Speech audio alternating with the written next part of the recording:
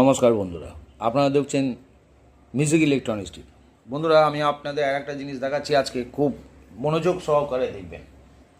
Strip তো অনেকগুলো আছে, অনেকগুলো সাইজের হয়, ছোট হয়, বড় হয়। ছোটোগুলো হচ্ছে কম ওয়াটেজের, 2 ফুটের টিউবলাইটের জন্য জ্বলে যাবে, বাল্বের জন্য জ্বলে যাবে, এগুলো বড় হয়। কিন্তু আমি বাল্বে এই এত বড় স্ট্রিপ আমার যাবে না, আটকে যাবে। আমি এলইডি বসাতে পারবো না। বাল্বে যখন এত বড় স্ট্রিপ বসাতে যাব তখন আমার এলইডি এখানে বসবে না, ঠিক আছে? বেরিয়ে যাবে, এতটা কমসে কম বেরিয়ে যাবে বাইরে, সুতরাং লাগবে না, এটা টিউবেই বসবে। আমি আপনাদের আর একটা জিনিস দেখিয়ে দিই। এই টিউবলাইটের যেটা গর্ত আছে, এই গর্তর মধ্যে এই স্ট্রিপটা অনায়াসে ঢুকে যাবে। এটা কেন, অনেক বড় স্ট্রিপ ঢুকে যাবে ভেতরে, লক্ষ্য করুন। এইগুলো বড় স্ট্রিপ, এই দেখুন বড় স্ট্রিপ, এখানে পুরোটাই বড়টা ঢুকে গেল।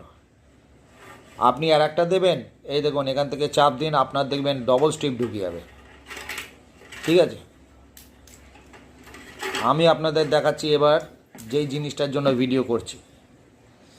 আপনার এই স্ট্রিপটাও কিন্তু এই টিউবলাইটটা জ্বলবে, কিন্তু এই স্ট্রিপ আপনি যখন এখানে প্রবেশ করাতে যাবেন, দেখুন এই জায়গায় গিয়ে আটকে যাবে। কেন আটকে যাবে? এটা ঢুকবে না। কেন ঢুকবে না?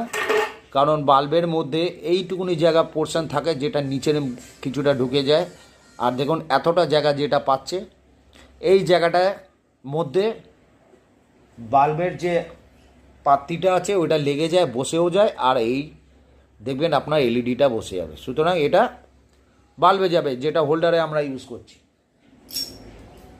সুতরাং সবকটা বাল্বে এরকম চৌকো যেগুলো থাকবে এলইডি, সেই চৌকোতে এইটাই বসে যাবে।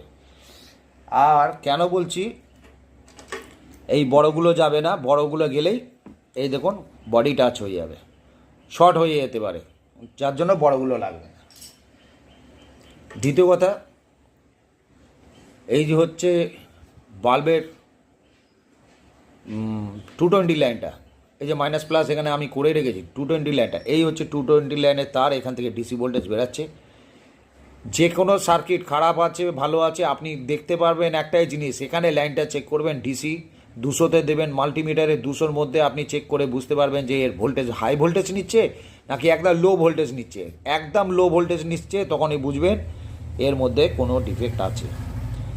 যেমন দেখুন এইটারও একটা ডিফেক্ট আমি পেয়েছি, এই দেখুন ট্রান্সফর্মারটা দেখুন ঠিক আছে, কিন্তু এর পাশে যেটা 100 MFD